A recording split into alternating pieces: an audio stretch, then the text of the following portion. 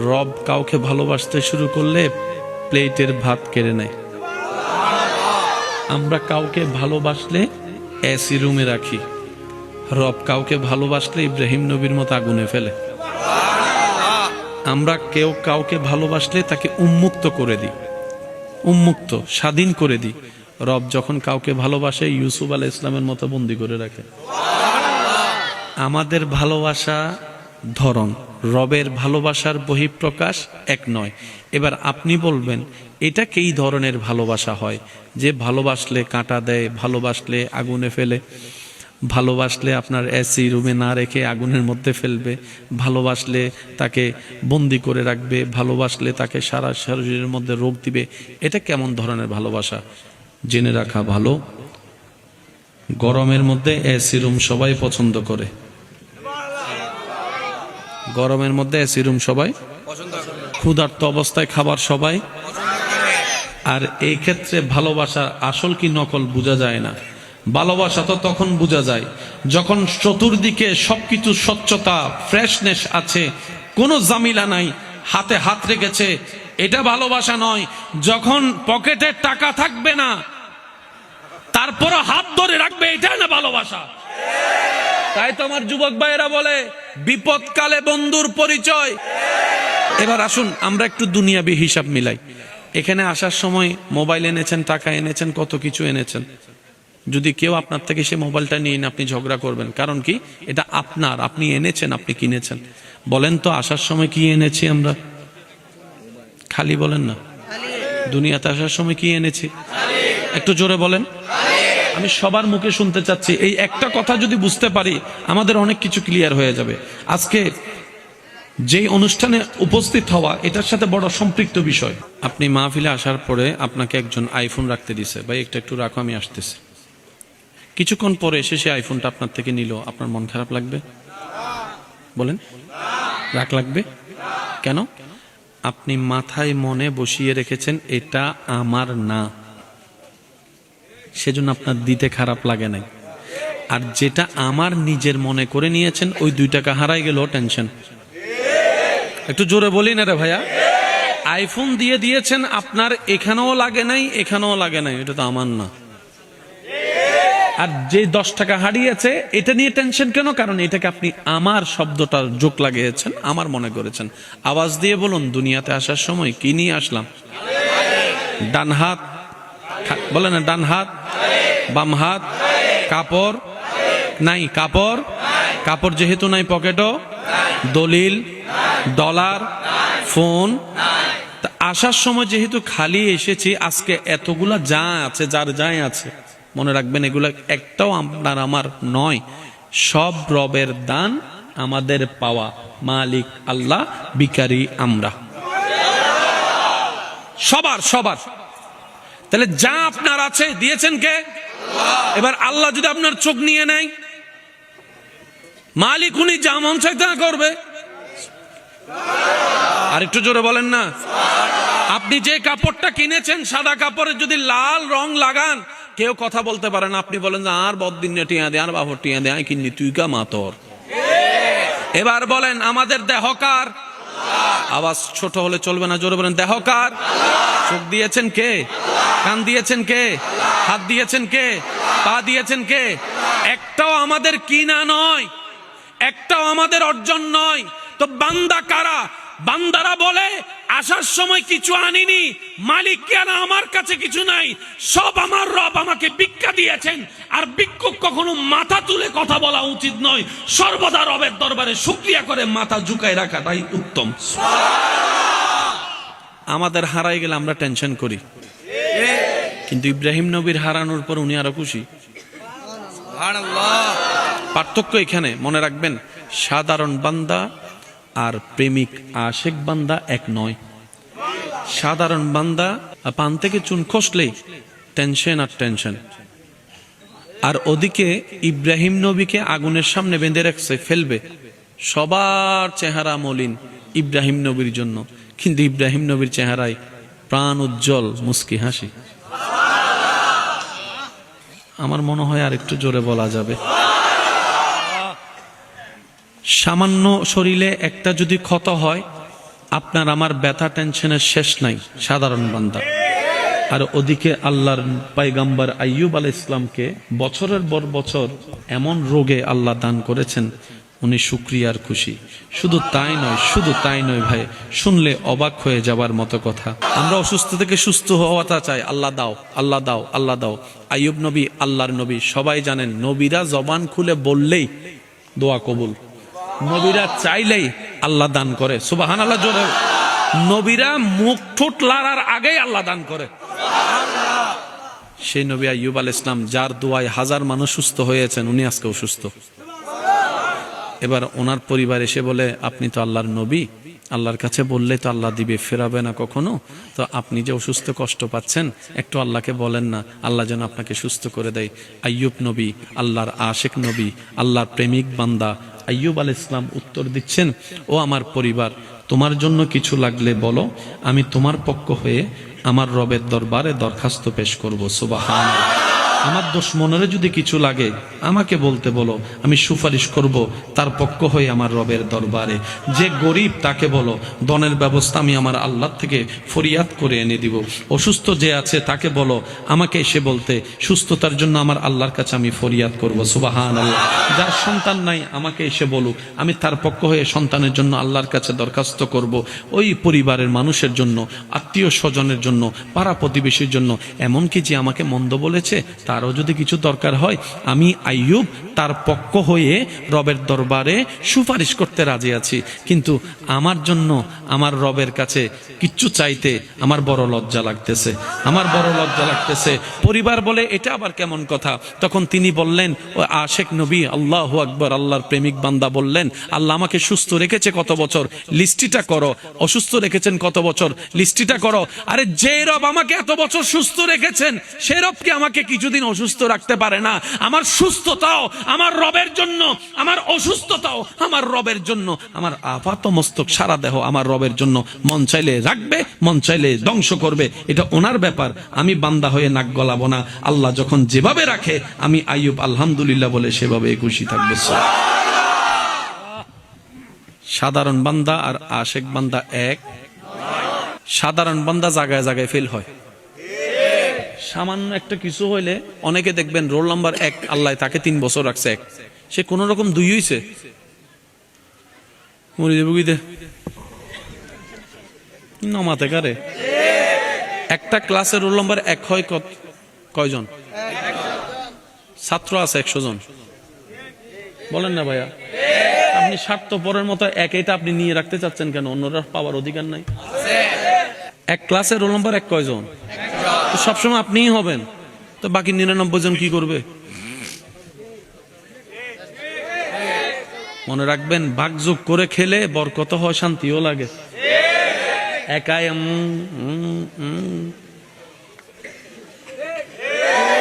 আমি পড়ালেখাকে কোনো নিচু দেখাচ্ছি না, আমি শুধু চিন্তা ভাবনার কথা বলতেছি। অনেকে তো এমনও আছে, এই 1 নাম্বার রোল নাম্বার 1 অর্জন করার জন্য দিন রাত পরিশ্রম করে, দরকার হলো অন্যজন ফেলিব, তারপরে তো নাকি বম ফরিব। এই মেন্টালিটির দরকার কি? বলেন না, তুই তোর মতো আগা, আমি আমার মতো আগাই, দেখা যাক আল্লাহ পাক কি করে। অহংকার যেই করুক, পতন তার সুনিশ্চিত। কথা বলতে হবে। অহংকার যেই করুক, পতন তার সুনিশ্চিত। এখানে আর কোনো দাড়ি কমার দরকার। ধৈর্য এবং শুকরিয়া যেই করুক, নেয়ামত তার জন্য সুনিশ্চিত। সুবহানাল্লাহ বলি। এই পৃথিবীটা বড্ড সুন্দর, বড় সুন্দর। জীবনটা বড় সুন্দর নিয়ামত। প্রত্যেকটা মানুষের জীবন আল্লাহর দেওয়া একটা বড় নিয়ামত, বড় সুন্দর। আমাদের কাছে জীবনটা তো বিতৃষ্ণা লাগে কেন জানেন? 2টা কারণ। 1 নাম্বার, আমরা জীবনদাতাকে নারাজ করে জীবনে চলাচল করি, সুখদাতাকে নারাজ করে সুখের সন্ধান করি। আরেকটু জোরে। জীবনদাতাকে নারাজ করে যখন জীবন চলতে থাকি, সুখদাতাকে নারাজ করে যখন সুখের তালাশ করি, তখন হয়ে যায় স্বর্ণ দড়ি হাতে ছাই হয়ে যায়। আর যারা সুখদাতাকে, জীবনদাতাকে সন্তুষ্টি করে চলতে পারে, তাদের উপর সৃষ্টিকর্তা এমন দয়া করেন, তারা মাটি দল্ল শূন্য হয়ে যায়। একটু সুবহানাল্লাহ বলি। আমি আপনাদেরকে বেশিক্ষণ সময় ডিস্টার্ব করব না। মাইকের আওয়াজ যতটুকু যাচ্ছে, মাইকওয়ালা ভাই একটু মাইকের আওয়াজ একটু কমাই দেন। রাতের আওয়াজ তো এমনি অনেকের বড় আওয়াজ বড় হবে। সোয়াব কামাইতে যেন গুনাহ কামাইতে না পারে আমরা। আমাদের আওয়াজে যদি কেউ ঘুমাতে না পারে, সোয়াবের চাইতে গুনাহ হবে, খাজনার চাইতে। আপনারা কি আমার কথা বুঝতেছেন? কবরস্থানে মানুষ আছে, এখানেও মানুষ, কিন্তু কবরস্থানের মানুষের কোনো আওয়াজ, এখানের মানুষের যদি আওয়াজ না থাকে, এটা তো জিন্দা কবরস্থান হয়ে যাবে। যারা যারা জিন্দা আছেন তারা একবার বলি মারহাবা। আমার মনে হয় আশেকের আওয়াজটা আরেকটু বড় হবে। আরেকবার বলেন। একটু মনোযোগ দিয়ে শ্রবণ করবেন, কারণ বাঁচবো তো আর বাঁচবো কয়দিন। একটা সময় মানুষের ধারণা ছিল মৃত্যুবরণ করার আগে দাড়িটা তো সাদা হবে, শরীর দুর্বল হবে। আজকে থেকে 30 বছর আগেও মানুষ এই ধারণা করত। হয়তো আপনারা মুরব্বীরা অনেকে আমার সাথে একমত হবেন। আগে একটা ঘরে মানুষ মারা গেলে পুরা এলাকা খবর হয়ে যেত ওই ঘরের মানুষের সকারাত চলতেছে। এক একজন দৌড়ায় আসতো দেখার জন্য। কেউ বা চামচ করে পানি দিতেন, কেউ বা তেলাওয়াতে ব্যস্ত থাকতেন, আশেপাশে বসতেন। এই সুযোগ কিন্তু, এই দৃশ্য কিন্তু এখন দেখা যায় না। এখন সকালবেলা হোন্ডা নিয়ে বের হয়েছে, দুপুরবেলা শোনা যায় তারটা মেডিকেলে পড়ে আছে। এই যে একটা জীবনের বড় চরম পরিবর্তন চলে আসছে। সবকিছুর পিছনে কিন্তু আমার ক্ষতির পিছনে আপনি দায়ী, আপনার ক্ষতির পিছনে আমি দায়ী। এই যে ড্রেন যেটা এখানে আছে, এই ড্রেনে যে ময়লাটা আমরা ফেলছি, বোতল ফেলছি, ড্রেন জ্যাম হয়ে যাচ্ছে। ফেলেছেন আপনি এই জায়গায়, ক্ষতি হচ্ছে আমার ওই জায়গায়। আমি ফেলেছি ওই জায়গায়, ক্ষতি হচ্ছে আপনার এই জায়গায়। আচ্ছা বলেন, চট্টগ্রামের মধ্যে এই যে এদিকে আছে পানি উন্নয়ন বোর্ড, আছে না? আছে না? বর্ষর মধ্যে হাজাতে পানির তলে ডুগি দেখি, এসে কথা বলে না কেন? আছে না নাই? এটা কি একজনের কারণে নাকি আমাদের সবার কারণে? আমরা খাল ভরাট করেছি, নদী ভরাট করেছি, আমরা নালাগুলাকে জ্যাম করে ফেলেছি। যথা উপযুক্ত জায়গায় ময়লা না ফেলে আমরা নিজের মতো করে ময়লা ফেলছি। এই দায় থেকে কেউ কি আপনি আমি মুক্ত হতে পারবো? আফটার অল কি হলো? আমার কারণে আপনার ক্ষতি, আপনার কারণে আমার ক্ষতি। ঠিক একই ধারাবাহিকতায় সৃষ্টিকর্তা পৃথিবীর জগতে, পৃথিবীর জমিনে সৃষ্টি বেঁচে থাকার জন্য উপযুক্তভাবে যা যা দরকার রব্বুল আলামিন পরিমাণ মোতাবেক তা দান করে দিয়েছেন। সুবহানাল্লাহ। আমরা জানি বেঁচে থাকার জন্য অক্সিজেনের দরকার। অক্সিজেনটা আপনার আমার, এই যে এখন বসে আছি, কোনো দমকা হাওয়া কিন্তু লাগতেছে না, কিন্তু বাতাসের মধ্যেই কিন্তু আমরা অক্সিজেনটা পাচ্ছি। আর যদি কোনো কেউ বাসের মধ্যে উঠে, বাস যদি বেশি জোরে চলে, গাড়ি যদি বেশি জোরে চলে, দেখবেন জানলা বন্ধ করে দেয়, নিঃশ্বাস নিতে পারে। কেন? আমার দরকার 10 সেন্টিমিটার, বাতাস আসতেছে 100 সেন্টিমিটার, তখন আপনি চাইলে অক্সিজেন থাকলেও নিঃশ্বাস নিতে পারবেন না। এটার একটা লিমিটেশন আছে। আমি কি বুঝাতে পারছি কথা? এটার একটা লিমিটেশন আছে না নাই? যেমন আল্লাহ তাআলার একটা নাম আছে রহমান, বলি আর রহমান, বলি সবাই। আরেকটা নাম হচ্ছে আর রহিম। মনে রাখবেন, রবের রহমত ছাড়া কেউ কিচ্ছু করতে পারবে না। যারা নামাজ পড়ে তারাও খায়, সেটাও রবের রহমত। যারা নামাজ পড়ে না তারাও খায়, সেটাও রবের রহমত। কিন্তু বুঝতে হবে কোন রহমতটা কেমন। আর রহমান রবের এমন রহমত যেটার মধ্যে আল্লাহ তাআলা সব সৃষ্টিকে রেখেছেন, সব সৃষ্টিকে রেখেছেন। সুবহানাল্লাহ। আর আর রহিম এমন একটা রহমত রবের, যেটা আল্লাহ তাআলা সবাইকে দিবে না, শুধু রবের প্রিয় বান্দাদের ভিতর যারা স্পেশাল প্রিয় বান্দা হবে, বান্দাদের ভিতরে আল্লাহ পাক ওই রহিমের রহমতটা তাদের জন্য রেখে দিয়েছেন। সুবহানাল্লাহ। রহমান ফিদ দুনিয়া, এই দুনিয়ার মধ্যে আল্লাহ সবাইকে রহমত দিবেন। যেমন ফেরাউনের সম্পত্তিও রবের রহমত। একটু জোরে বলি না রে ভাই। নমরুদের ক্ষমতাও রবের রহমত। আর একটু জোরে বলি, আইয়ুব আলাইহিস সালামের শারীরিক অসুস্থতাও রবের রহমত, ইউনুস আলাইহিস সালামের মাছার পেটে যাওয়া এটাও রবের রহমত, ইব্রাহিম নবীর আগুনে পড়ে যাওয়াটাও রবের রহমত, সবকিছু রবের রহমত দিয়ে ঘেরা। আমরা রহমত মানি মনে করি কি জানেন, একটু একটু মনোযোগ, নীরবতা। রহমত মানি ভালোবাসা। রব যদি কাউকে ভালোবাসে, আমরা যেরকম ভালোবাসলে কাঁটা ফেলে ফুল দিই, রব ভালোবাসলে ফুল ছিনায় কাঁটা দে। সুবহানাল্লাহ বলতে হবে। ঠিক বললে সওয়াব পাবেন কিনা আমার জানা নেই, কিন্তু সুবহানাল্লাহ বললে অগণিত সওয়াব। আমরা কেউ কাউকে ভালোবাসলে কাঁটা ফেলে ফুল দিই, আর রব যখন কারো কল্যাণ চাই, কাউকে ভালোবাসতে চান কিংবা কাউকে ভালোবাসে, তখন আল্লাহ তাআলা ফুলটা সরায়ে কাঁটা দেয়। আমরা ভালোবাসলে পেট ভরে খাওয়াই, রব কাউকে ভালোবাসতে শুরু করলে প্লেটের ভাত কেড়ে নেয়। কত ভালো লাগে আমার, আরো ভালো লাগে নবীর সালাম, নবীর দরুদ সালাম, নবীর আল্লাহুম্মা সাইয়্যিদিনা মুহাম্মাদিন, আল্লাহুম্মা সাল্লি আলা সাইয়্যিদিনা মুহাম্মাদিন। উচ্চ আওয়াজ একবার বলি মারহাবা। মনে থাকবে কথাগুলা? যদি দেখেন বিপদ বেড়ে গেছে, বুঝবেন আল্লাহ তাআলা আপনাকে কল্যাণ দিতে চাচ্ছেন। না সুবহানাল্লাহ এটা হইউননি, গরজে হইউন, এজন্য হদ বসে মন খুলে বলেন না সুবহানাল্লাহ। এবার আসুন, আমাদের প্রত্যেকের জীবনে গুনাহ আছে না নাই? গুনাহ বেশি হলে জান্নাত না জাহান্নাম? জাহান্নামের শান্তি না কষ্ট? দুনিয়ার কষ্ট বেশি না জাহান্নামের কষ্ট বেশি? আল্লাহ যখন কোন বান্দাকে জান্নাত দিতে চান, কিন্তু তার আমলে তাকে জাহান্নাম নিচ্ছে, কিন্তু আল্লাহ চাচ্ছেন তাকে জান্নাত দিতে। তো যিনি আইন বানায় উনি আইন ভঙ্গ করলে মানা যায় না, দেখতে সুন্দর লাগে। এবার আল্লাহ তাআলা কি করেন জানেন?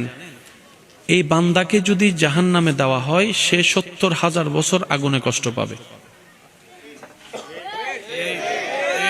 আর যদি দুনিয়াতে কষ্ট দেওয়া হয়, সে ১ বছর কষ্ট পাবে। এবার বলেন কোন কষ্টটা বেশি মারাত্মক, দুনিয়ারটা না জাহান্নামেরটা? এবার আপনাকে যদি আল্লাহ বলে বান্দা ৭০,০০০ বছর জাহান্নামে জ্বলবি নাকি ১ বছর তুই দুনিয়ায় জ্বলবি, কোনটা নিবেন? সবাই বলেন না, সবাই বলেন। তখন আল্লাহ কি করে, কোন বান্দাকে যখন জান্নাত দেওয়ার ইচ্ছা হয়, আল্লাহ তাকে দুনিয়াতে বিভিন্ন ধরনের কষ্টের মধ্যে ফেলে ওই গুনাহগুলার অপরাধ এখান থেকে কষ্ট দিয়ে আল্লাহ মাফ করে দেয়। তাই নবীজির হাদিস এখানে একটা অ্যাড করতে চাই। নবী রাহমাতুল্লিল আলামিন বলছেন, মুমিন বান্দার বিষয়টা বড়ই চমৎকার। মুমিন বান্দার বিষয়টা বড়ই চমৎকার। তারা হাসলে সদকায়ে জারিয়া, সওয়াব আর সওয়াব। তারা কান্না করলে রব করে দেয় গুনাহ মাফ। রাস্তায় হাঁটার পথে যদি কেউ একটা কাঁটা ফুটে ব্যথা সহ্য করে রবের উপর নারাজ না হয়ে খুশি থাকে, আল্লাহ তাআলা ওই বান্দার কাঁটা ফুটার ব্যথার অনুমান আল্লাহ পাক জাহান্নামের আযাব থেকে বাঁচার মতো গুনাহ মাফ করে দেন। এবার বলেন, এই কথাটা বললে এখন আপনারা মিল খুঁজে পেয়ে যাবেন। আমাদের সবাই একটা কথা বলে, আল্লাহ যখন যা করে, যদি কষ্ট না হয় একটু রিপ্লে দেন, আল্লাহ যখন যা করে আসলেই আল্লাহ যা করে ভালোর জন্য করে। এই যে কথাটা একদম মাথায় মনে বসায় রাখবেন। আপনি বলছেন ও আমার স্বামী হলো কেন, এরকম জামাই কেমনে পাইলাম? আপনার মনের ধারণা এতগুলা মেয়ে থাকতে এ আমার বউ হলো কেন? কখনো ভাবছেন আপনার বাড়ি কোথায়, ওনার বাড়ি কোথায়, কেমনে কি? তো মুরব্বীরা বলে জোড়া তো আল্লাহ লিখে রেখেছেন। আমাদের দায়িত্বটা কি? আমাদের দায়িত্ব হচ্ছে আল্লাহ যাকে যেটা খুশি হয়ে দিয়েছেন সেটা নিয়ে নিয়ামতের শুকরিয়া করা। আপনি যদি নিয়ামতের শুকরিয়া করতে থাকেন, আপনার খারাপ স্বামীটা, আপনার খারাপ বউটাও দেখবেন যে একদিন ভালোর মতো ভালো হয়ে গিয়েছে। সুবহানাল্লাহ।